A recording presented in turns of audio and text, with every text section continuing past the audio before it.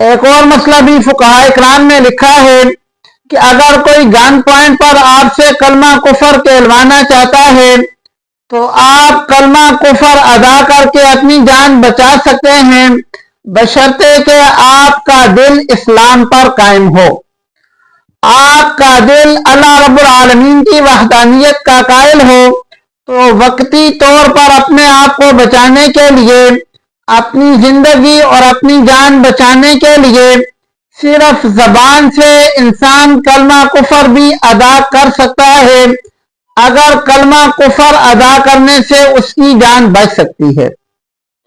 لیکن میرے بھائیوں، یہی انسان اگر اس کو گن پوائنٹ پر کوئی کہتا ہے کہ تو نے فلاں انسان کو اگر قتل نہ کیا تو میں تجھے قتل کر دوں گا، تو یاد رکھو جان کے اعتبار سے تمام مسلمان برابر ہیں۔ اب یہ انسان اپنی جان بچانے کے لیے کسی دوسرے کی جان نہیں لے سکتا، یعنی اللہ رب العالمین نے زبان سے اپنا انکار یہ گوارا کر لیا، لیکن اللہ رب العالمین کو یہ گوارا نہیں کہ کوئی انسان دوسرے کی جان لے۔ اگر گن پوائنٹ پر کسی کو مارنے کی دھمکی دی جائے کہ اس تیسرے انسان کو قتل کرو نہیں تو ہم تمہیں قتل کر دیں گے، تو اس انسان کے لیے اس تیسرے انسان کو قتل کرنا جائز نہیں ہوگا۔ اللہ رب العالمین نے جان کو اتنی فضیلت بخشی ہے کہ مجبوری کے موقع پر اللہ رب العالمین نے انسان کی جان کو اپنی وحدانیت سے بھی آگے رکھ دیا ہے کہ اے انسان تجھے میں نے اتنی فضیلت عطا فرمائی ہے۔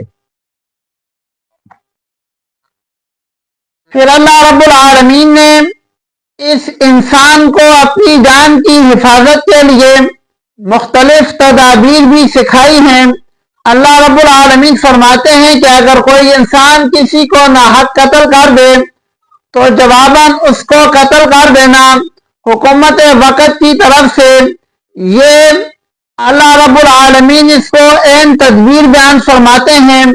اللہ رب العالمین فرماتے ہیں وَلَكُمْ فِي الْقِصَاصِ حَيَاةٌ يَا أُولِي الْأَلْبَابِ، کہ اے عقل والو، قصاص کے اندر دوسرے انسان کو قتل کرنا یہ اصل میں تمہاری حیات ہے، انسانیت کی حیات ہے، کسی قوم کی حیات ہے۔ تو قصاصاً انسان کو قتل کیا جا سکتا ہے تاکہ وہ انسان کوئی اور کسی دوسرے انسان کو قتل نہ کرے۔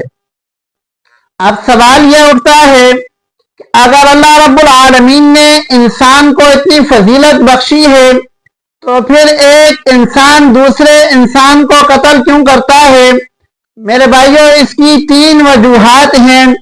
اگر ہم انسانی تاریخ پر نظر دوڑاتے ہیں تو ہمیں 3 وجہیں ایسی نظر آتی ہیں کہ ان 3 وجہوں کی بنا پر ایک انسان دوسرے انسان کو قتل کرنے پر راضی ہو جاتا ہے۔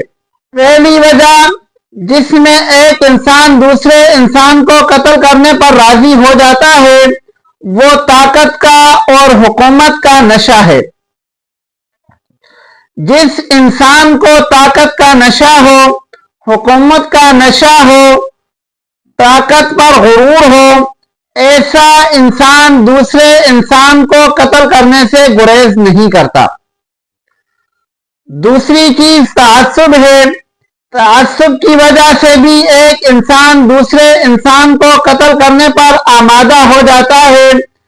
ایک انسان دوسرے انسان کو قومیت کی بنیاد پر قتل کرنے کے لیے بھی راضی ہو جاتا ہے، لسانیت کی بنیاد پر بھی قتل کرنے پہ راضی ہو جاتا ہے۔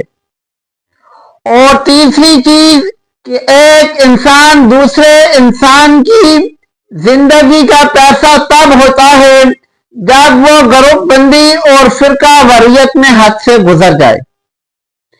فرقہ واریت اور گروپ بندی ایسی چیز ہے جو ایک انسان کو دوسرے انسان کو قتل کرنے پر رضامند کر دیتی ہے۔